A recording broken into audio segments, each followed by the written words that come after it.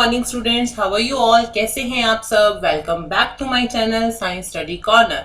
तो स्टूडेंट्स, आज हम 11th क्लास का जो फर्स्ट चैप्टर था उसका पार्ट 2 करेंगे। आपने लास्ट वीडियो नहीं देखी हो तो आप जाके वो चेक कर लीजिएगा, तो ताकि आपको अच्छे से समझ आ पाए। एंड आज जो हम टॉपिक्स क्लियर करने वाले हैं, आज हम टॉपिक्स जो है लेने वाले हैं वो है, first is objective, second is advantage and third is limitation of accounting. तो 3 टॉपिक्स लेंगे। बहुत स्लो मोशन में चलूंगी, बहुत स्लोली सिखाऊंगी ताकि आपको इजीली क्लियर हो जाए और आपका बेस थोड़ा स्ट्रांग हो जाए।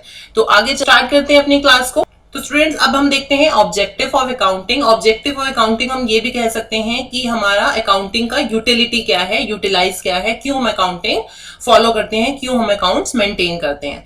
तो सबसे पहला ऑब्जेक्टिव है हमारा टू मेंटेन बिजनेस रिकॉर्ड। जो भी बिजनेस कर रहे हैं उसमें अपने जो भी ट्रांजेक्शन्स हैं उनको अच्छे से सिस्टमैटिक वे में रिकॉर्ड करना पड़ता है, और कुछ स्पेसिफाइड रूल्ड होते हैं, उनको ध्यान रख के हमें अकाउंटिंग के प्रोसेस को करना है। ठीक है। तो सेकंड ऑब्जेक्टिव हमारा to calculate profit and loss. हम कोई भी बिजनेस रिकॉर्ड मेंटेन इसीलिए करते हैं कि at the end of the year हम ये जान सकें कि हमारा प्रॉफिट में जा रहा है बिजनेस या फिर हमारा बिजनेस लॉस में जा रहा है। तो हमें लॉस जानने के लिए भी बिजनेस की जो भी ट्रांजेक्शन्स हैं उनको अकाउंट्स में मेंटेन करना पड़ता है। ऑब्जेक्टिव है हमारा to ascertain financial position and check the progress of the business. हम कैसे जान पाएंगे कि इस साल की हमारी प्रोग्रेस क्या है, हमारे बिजनेस की क्या पोजीशन है और लास्ट टाइम हमारी क्या पोजीशन थी। वो हम तभी कर पाएंगे जब हम अपने बिजनेस के रिकॉर्ड्स रखेंगे मेंटेन करके। तो हमने बिजनेस में जो भी ट्रांजेक्शन करी है उनको रिकॉर्ड करेंगे, उसके बाद अकाउंटिंग में, उसके बाद ही हम जान पाएंगे हमारी फाइनेंशियल कंडीशन क्या है और हमने लास्ट ईयर से क्या प्रोग्रेस किया है। ठीक है। हमारा ऑब्जेक्टिव है to provide information to the various parties, for example owners, creditors, bankers, governments and employees. इन बहुत सारी इंटरेस्टेड पार्टीज होती हैं जो हमारे बिजनेस के अकाउंट इंफॉर्मेशन जानना चाहती हैं, तो उनके लिए भी हमें अकाउंट्स मेंटेन करने होते हैं। हमारा ऑब्जेक्टिव है to prevent and detect errors. बहुत सारी चीजें होती हैं हमारे बिजनेस में, हमें बहुत सारे एरर्स से बचना होता है, बहुत सारी हम गलतियां कर सकते हैं, बहुत सारे हमें फ्रॉड से बचना होता है। तो स्टूडेंट्स, अब चलते हैं हम नेक्स्ट टॉपिक पे जिसका नाम है एडवांटेज ऑफ अकाउंटिंग, या फिर हम कह सकते हैं क्या इंपॉर्टेंस है अकाउंटिंग मेंटेन करने का। फर्स्ट हमारा है हेल्पफुल इन मैनेजमेंट। मैनेजमेंट में हमें बहुत सारे डिसीजन लेने होते हैं, तो हमें उसके लिए अकाउंट्स की जरूरत पड़ती है। और मैनेजमेंट क्या क्या डिसीजन लेती है? वो लेती है प्लानिंग के लिए, उसको जरूरत होती है। सेकेंड, उसको जरूरत होती है डिसीजन मेकिंग के लिए, और थर्ड उसको जरूरत होती है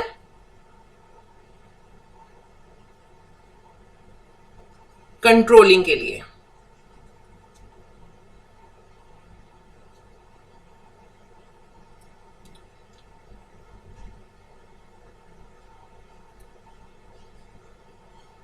फर्स्ट प्लानिंग के लिए। प्लानिंग क्या, मैनेजमेंट ही सब प्लान करती है कि ये देखने के लिए कि आपकी इस साल की सेल्स बढ़ी कि नहीं बढ़ी, नेक्स्ट लास्ट ईयर आपको कितना सेल्स था और अभी कितना सेल्स है, वो सब चीजों से रिलेटेड हमें प्लानिंग करनी होती है मैनेजमेंट में।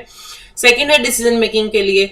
बहुत सारे डिसीजन लेने होते हैं मैनेजमेंट को। जैसे सपोज अगर आप लॉस में जा रहे हैं या हमारी सेल्स नहीं बढ़ रही है, तो हमें ये डिसीजन लेना होगा कि हमें प्राइस जो है वो डिक्रीज करने चाहिए या इंक्रीज करने चाहिए। अगर हम लॉस में जा रहे हैं तो हमें थोड़ी कॉस्ट कटिंग करनी है। तो ये सब चीजों के लिए हमें डिसीजन लेने होते हैं जो कि मैनेजमेंट लेती है। वो हम किसके बेस पे ले पाएंगे? हम अकाउंट्स के बेस पे ले पाएंगे। थर्ड है हमारा कंट्रोलिंग। कंट्रोल करना होता है बहुत सारी चीजों को, जैसे कि हमें कॉस्ट कंट्रोलिंग करनी होती है।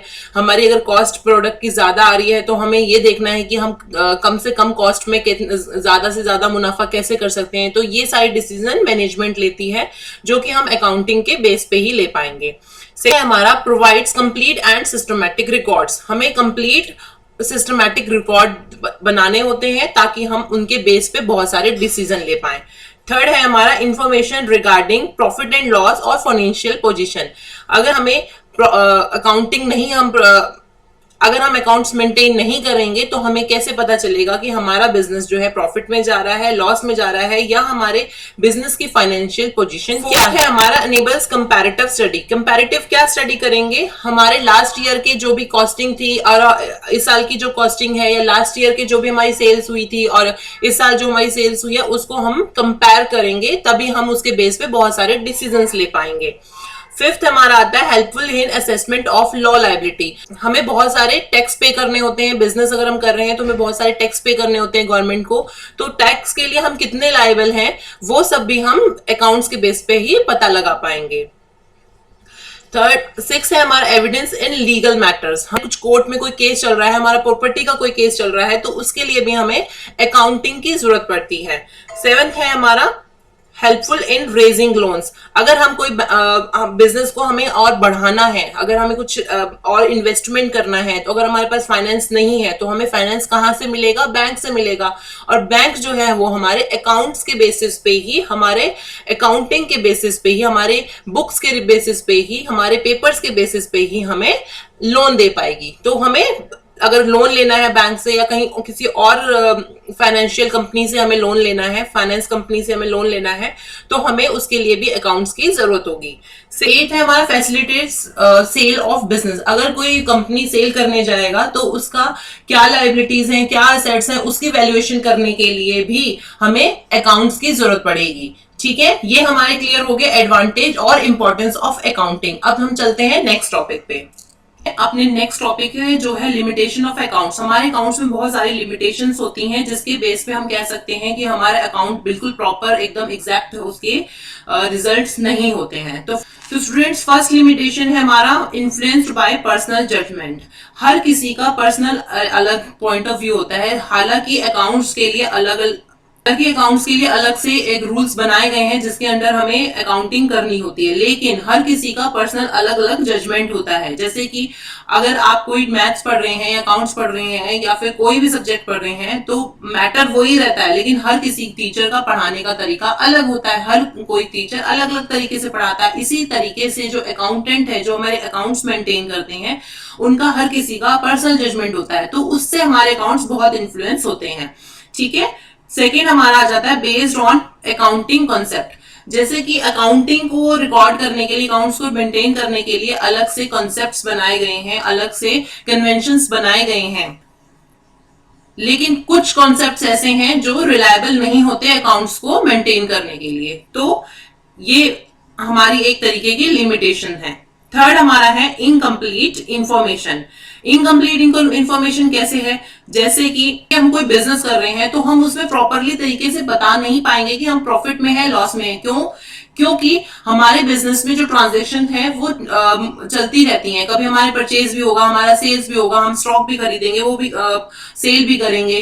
तो बहुत सारी जो हमें ट्रांजेक्शन रेगुलर बेसिस पे करनी पड़ती हैं। हम प्रॉपर प्रॉफिट एंड लॉस तभी बता पाएंगे जब हम अपने बिजनेस का एंड करेंगे, जब हम अपनी बिजनेस को क्लोज करेंगे, तभी हम बता पाएंगे। लेकिन एग्जैक्टली हम प्रॉफिट एंड लॉस उसका नहीं बता सकते।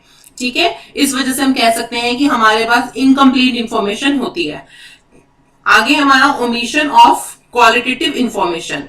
तो स्टूडेंट्स, जैसे मैंने आपको बताया था, कोई भी हमारी बिजनेस ट्रांजैक्शन है तो वो मनी की टर्म्स में ही होनी चाहिए, तभी हम उसे अकाउंट्स में मेंटेन कर पाएंगे। लेकिन कुछ ऐसी चीजें भी होती हैं जिसकी वजह से हमारा बिजनेस जो है अफेक्ट करता है। जैसे कि अभी अभी जो ये पेंडेमिक पीरियड चल रहा है, इस वजह से हमारे बिजनेसेस में बहुत ज्यादा लॉस हुए हैं, लेकिन हम उन्हें मनी की टर्म में कैलकुलेट नहीं कर सकते, तो हम उन्हें बिजनेस के ट्रांजेक्शन में रिकॉर्ड नहीं कर सकते। तो ये एक तरीके से कह सकते हैं कि हमारे पास क्वालिटेटिव इंफॉर्मेशन नहीं है, क्योंकि हम कुछ ट्रांजैक्शंस ऐसी होती हैं जिन्हें हम मनी की टर्म में कैलकुलेट नहीं कर सकते, तो हमारा अकाउंट्स का जो रिजल्ट है वो प्रॉपर नहीं होगा। नेक्स्ट है हमारा affected by window dressing. Window dressing क्या होती है? कई बार हमें अपने बिजनेस अकाउंट्स को मैनिपुलेटिंग वे में रिप्रेजेंट करना पड़ता है। हमारी एक्चुअल पोजीशन बिजनेस की इतनी ज्यादा अच्छी नहीं होती, बट हमें फेवरेबल वे में उसको रिप्रेजेंट करना पड़ता है। क्यों करना पड़ता है? कई बार हमें अपने शेयर होल्डर्स के लिए या फिर हम अपने इन्वेस्टर्स के लिए कुछ मैनिपुलेट करके अपने अकाउंट्स को रिप्रेजेंट करते हैं। ये जो है हमारे अकाउंटिंग को इफेक्ट करता है।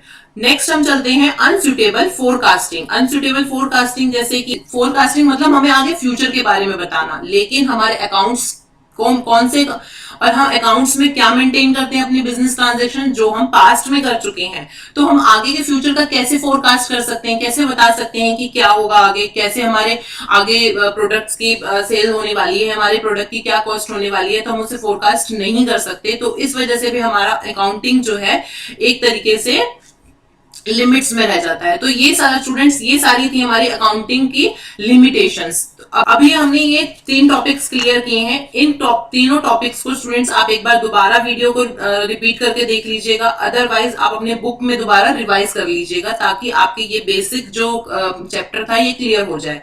तो हम इसके बाद हम मिलेंगे, नेक्स्ट हम जो लेंगे वो है जनरल एंट्रीज का टॉपिक। तो मिलते हैं अपनी नेक्स्ट क्लास में, तब तक के लिए गुड बाय।